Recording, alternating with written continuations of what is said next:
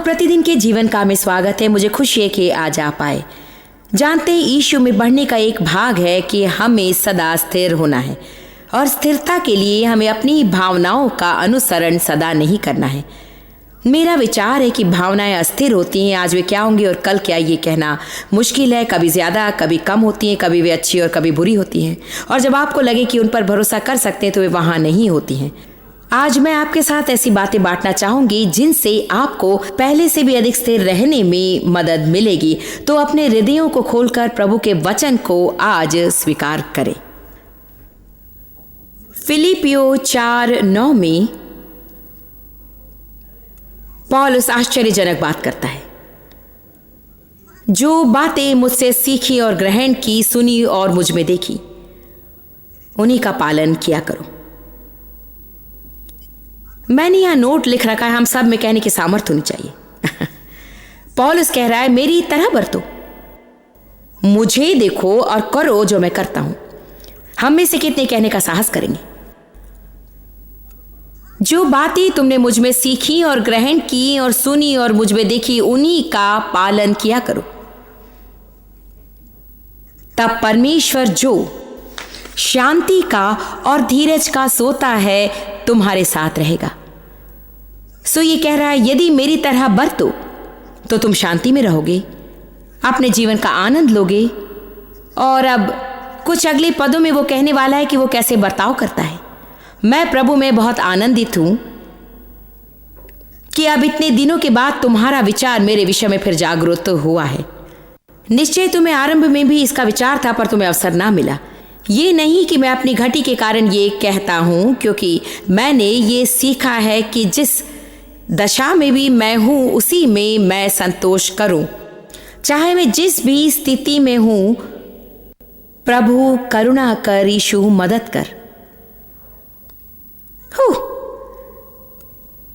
क्या हम समझ रहे हैं कि ये व्यक्ति क्या कह रहा है? वो कह रहा है कि चलो मेरी तरह बरतो, अपने जीने की रीति मेरी तरह बनाओ, और यदि ऐसा करो तो शांति का परमेश्वर जिसका बेजोड़ क्षेम हम पर है तुम्हारे साथ रहेगा। और मेरा बर्ताव ऐसा होगा जीवन में, चाहे जिस दशा में मैं हूं, मैं सदा तृप्त हूं। पता नहीं शरीर कितना मर चुका होगा इस मोड़ पर पहुंचने के लिए, मगर ये मुझसे भी मरा है। प्रभु की स्तुति हो, फिर भी मुझे आशा है जहां होना चाहिए वहां नहीं हूं, मगर वहां भी नहीं हूं जहां पहले थी। और मैं प्रतिदिन प्रगति कर रही हूं। चूंकि हम सकारात्मक हैं, प्रगति की ओर देखना अच्छा है, ना कि हमें कितनी दूर जाना है। तृप्त का अर्थ ये नहीं कि आप बदलाव नहीं देखना चाहते। तृप्त का अर्थ है कि आप अब संतुष्ट हैं, ये जानते हुए कि जहां आप अभी हैं वहीं अंत तक नहीं रहेंगे, और ये भी कि प्रभु भी कार्य कर रहा है, परंतु आप इतने सिद्ध हो गए हैं कि जब आप अपनी राह पर हैं जिससे अपनी मंजिल तक पहुंचने वाले हैं, आप में इतनी सिद्धता अवश्य है कि आप इस घड़ी को नष्ट नहीं होने देंगे, आप इस घड़ी का आनंद लेंगे। और यही हम खो देते हैं। बस यहीं पर वो चीज है जिसे हम खो देते हैं, क्योंकि प्रश्न ये है कि कब। मेरा पक्का विश्वास है कि परमेश्वर के लोगों को जीवन का आनंद लेना सीखना पड़ेगा इसी वक्त, वरना वे संसार में गवाह कभी नहीं बन सकेंगे। और संसार इस समय बेचैन है कि हम बातें करना छोड़ें और कुछ कर दिखाएं। यूहन्ना 10:10 कहता है, चोर आता है चोरी करने, घात करने और नष्ट करने, मैं आया कि तुम जीवन पाओ और आनंद लो। अपने जीवन का किसी और का जीवन ना मांगिए और अपने जीवन का आनंद लीजिए। लोग क्या चाहते हैं? मुख्य बात यह है कि आप यात्रा का आनंद लेना चाहते हैं। यूहन्ना 10:10 की ये बात आश्चर्यजनक है कि मैं आया कि तुम जीवन पाओ और जीवन का आनंद उठाओ। वो इसलिए नहीं आए कि हम स्वर्ग जा सकेंगे, मगर उसकी इच्छा है कि हम यात्रा का आनंद लें। मुझे लगता है कि अधिकांश लोग बीमार हैं, असुखी हैं, इसलिए मैंने हमले का फैसला किया। आमीन।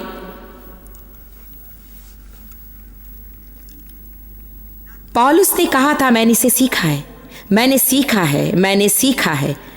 सब लोग कहिए मैं सीख रहा हूं।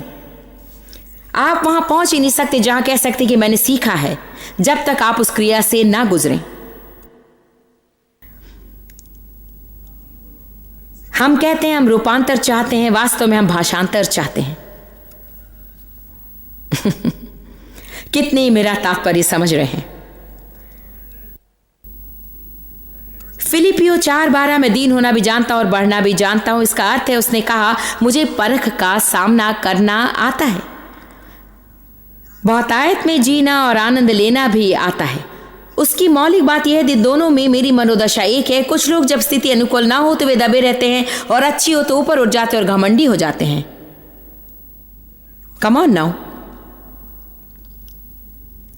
फिलिपियो 4:12 हर एक बात और सब दशाओं में मैंने तृप्त होना, भूखा रहना और बढ़ना घटना सीखा है। जो मुझे सामर्थ देता है उसमें मैं सब कुछ कर सकता हूं। हम पद 13 को यहां से निकाल तो नहीं सकते, यहां से खींचकर निकाल लें और सब पर लागू कर दें। परमेश्वर धन्य हो, मैं सब कुछ कर सकता हूं।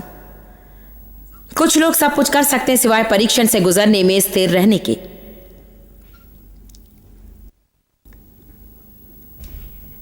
वे सुपरमैन की तरह बड़ी बड़ी बिल्डिंगें फांद सकते हैं, पर उनकी राह पर आने की हिम्मत नहीं है ना।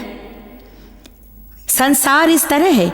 देखिए, हम कुछ दोस्तों के साथ लॉस एंजलिस में ड्राइव कर रहे थे और ड्राइवर ने गाड़ी शायद गाड़ी जहां रोकनी थी वहां से जरा सा वो आगे हो गया, और शायद बहुत ही थोड़ा सा, और एक महिला के वो आड़े हो गया और उन्हें जरा सा घूमकर ड्राइवर के आगे होना पड़ गया। और देखिए तो वो तो यूं हो गई और मैं तो ऊब गई हूं देखते देखते कि कैसे कैसे लोग कैसी बेवकूफियां करते जब कोई जरा सी भूल कर बैठता है।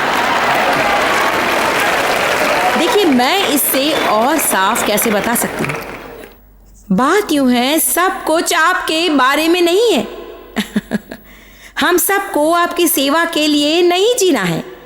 क्षमा कीजिए, मैं आपकी राह में जरा सा आड़े आ गया और आपको जरा सी तकलीफ उठानी पड़ रही है, परंतु मैं निष्पन्न नहीं हूं।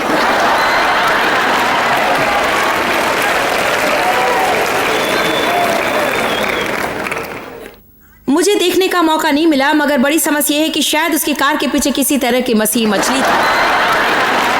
इसी से मेरा दिमाग भरना जाता है कि लोग मसीह होने का दावा करते हैं और ऐसा बर्ताव करते हैं। आमीन।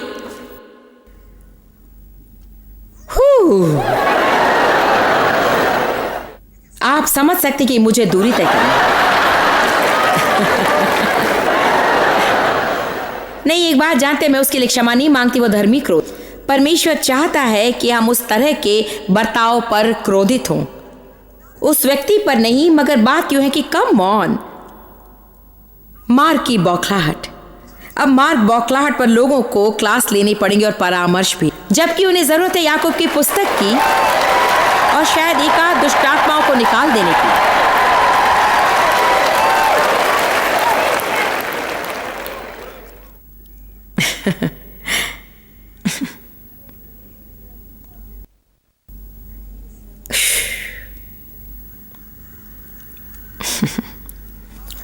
धन्यवाद। अब याकूब के पास वापस हम इस सप्ताह याकूब के साथ बहुत सा समय बिताएंगे। याकूब अध्याय 1 में वो कहता है कि जो सहनशील व्यक्ति है वही खरा है। कहिए खरा व्यक्ति। अब याकूब 3:2 पर जाइए।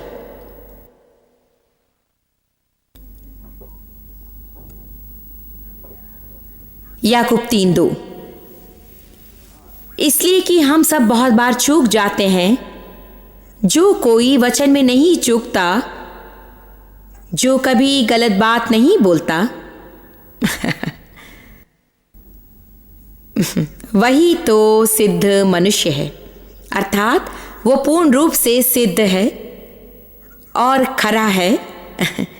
यहीं पर वो खरी चीज सामने है। सब हम जानते हैं कि यदि हम परीक्षणों में सहनशील हों, हम खरे किए जाते हैं, और यदि हम मुंह से एक भी गलती ना करें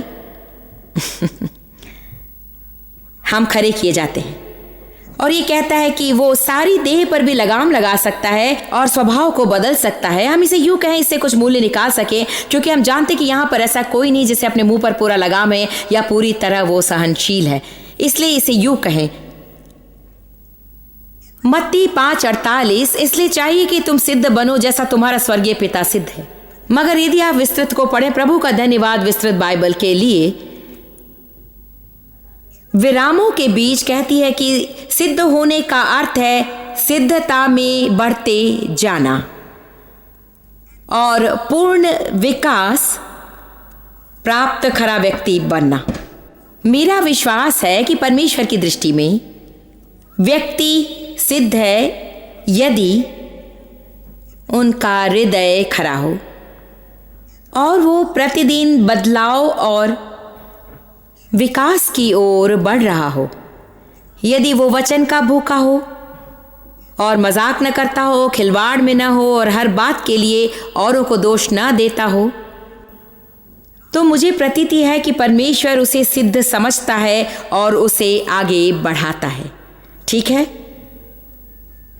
परंतु इसका यह अर्थ नहीं कि यीशु में प्रभु द्वारा दी हुई स्थिति हम ले लें, हमारी वैदिक स्थिति यीशु में। मुझे प्रतीति कि हम विधि पूर्वक यीशु में खरे किए गए हैं, मगर प्रयोग के तौर पर उसे हमें छोड़ देना पड़ेगा। इसीलिए हमें शिक्षण चाहिए और इसलिए हमें इस तरह मिलना चाहिए और ईमानदारी बरतनी चाहिए। प्रभु का धन्यवाद, हमें अभिशस्ती में जीना नहीं पड़ेगा। हम इस प्रकार का शिक्षण सुन सकते हैं जो कि कठोर है, अर्थात वचन प्रचार की छुरी जो हमें अच्छी लग सकती है। यूं सोचे, हाँ आ जाओ और बरसाओ, क्योंकि हम अभिशस्त होना नहीं चाहते।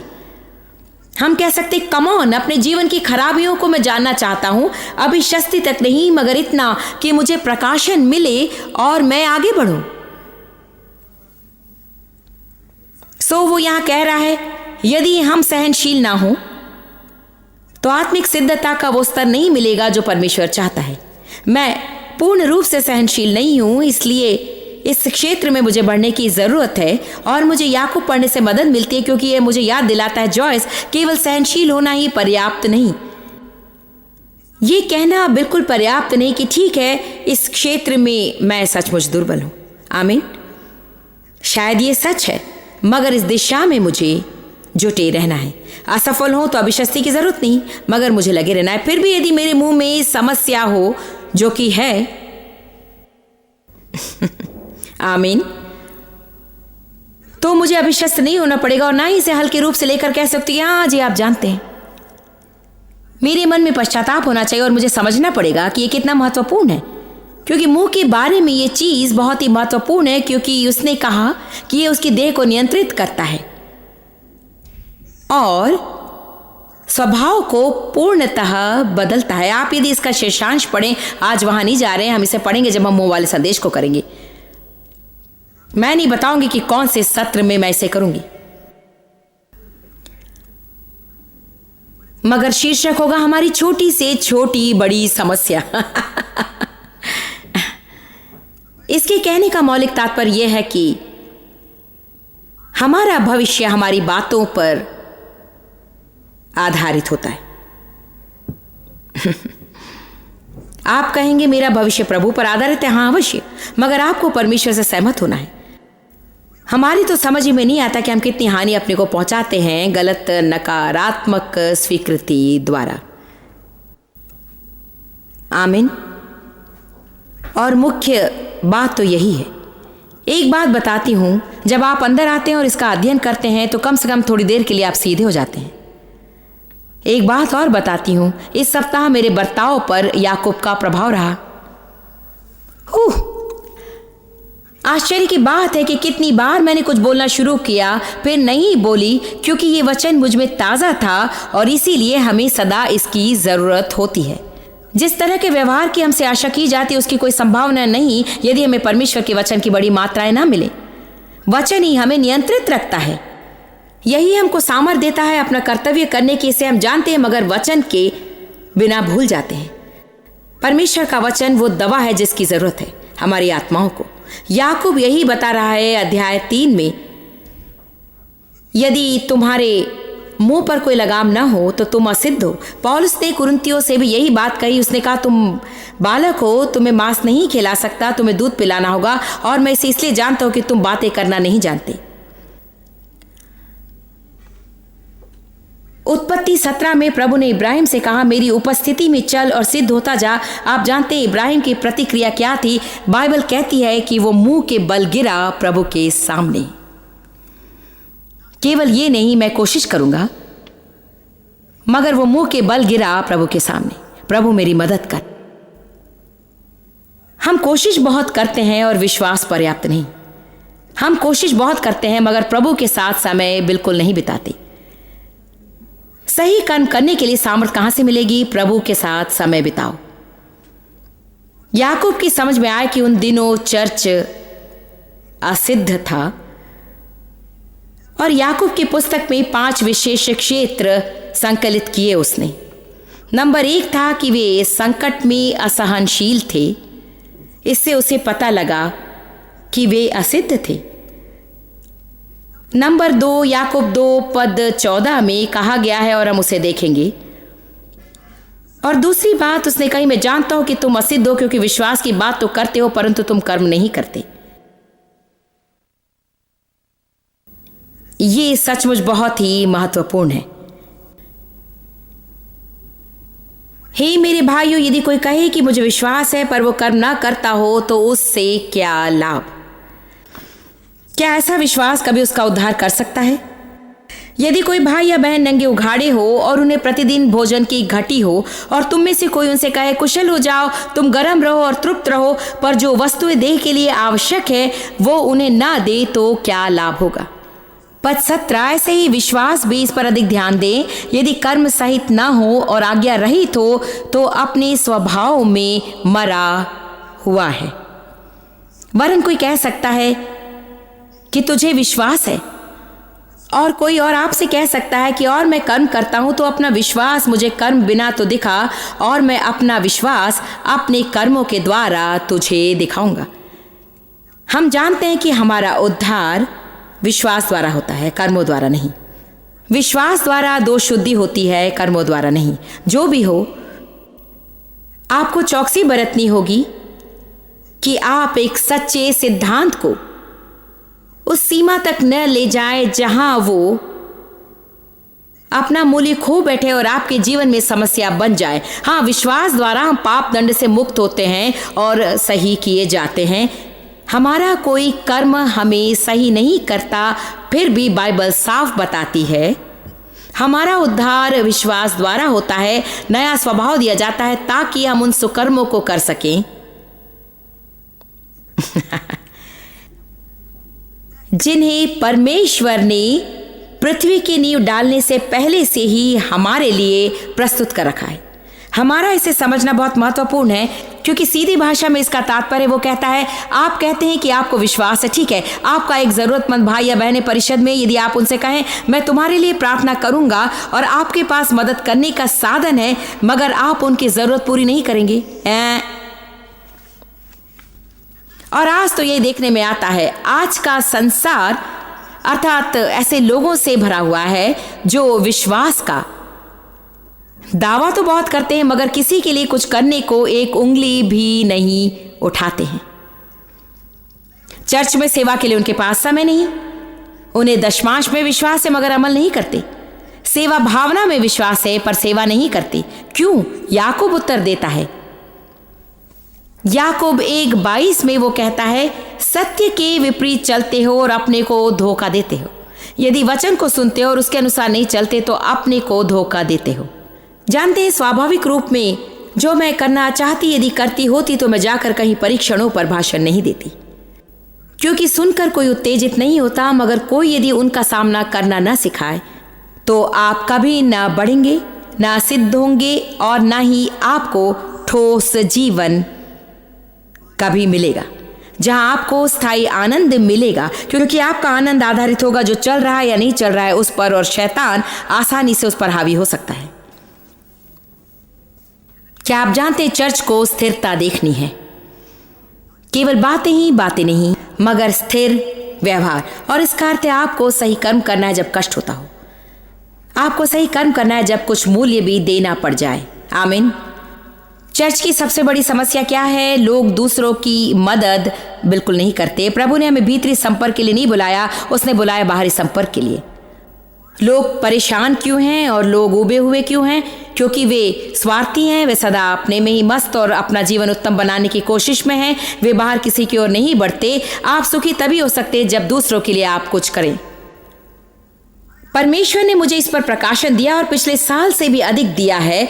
परमेश्वर के वचन में मुझे खराई दिखाई दी है और अपने गहरे अनुभव से और परमेश्वर के वचन से मैं जानती हूँ कि मैं क्या बोल रही हूँ। और आप यदि असुखी हैं तो शायद इसलिए कि आपका मन शायद अपने पर केंद्रित है और उसे अपने पर से हटाकर सोचना चाहिए कि दूसरों के लिए आप क्या कर सकते हैं।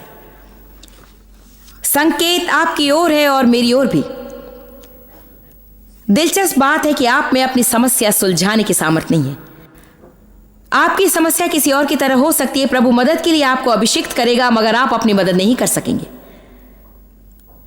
वही समस्या, आप अपनी मदद नहीं कर सकते। आप उनके लिए प्रार्थना कर सकते हैं, मदद कर सकते हैं, आशीष दे सकते हैं। आप कहेंगे इसका आखिर क्या मतलब होता है? प्रभु चाहता है कि हम अपनी नहीं किसी और की मदद करें। तब हम एक बीज बो रहे हैं ताकि वो हमारे जीवन में फसल लाए किसी और के माध्यम से। क्या आप जानते कि हम मंडली हैं विश्वासियों की?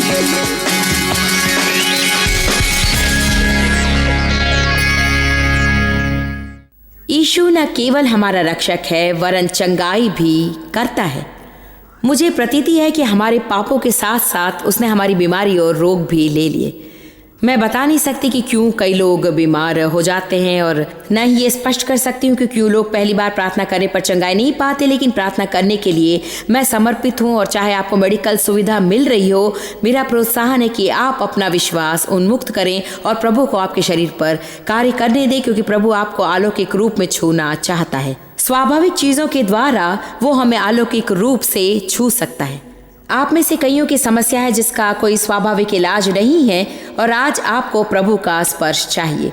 चाहे आपको सर दर्द हो या आपके पाँव के तलुओं में दर्द हो या आपको कैंसर की बीमारी हो, मैं आज अपना विश्वास उन्मुक्त करके आपकी चंगाई के लिए प्रार्थना अवश्य करूंगी। हे पिता, हम यीशु के नाम से तेरे पास आते हैं क्योंकि तू भला है। तेरा धन्यवाद कि तू भला है।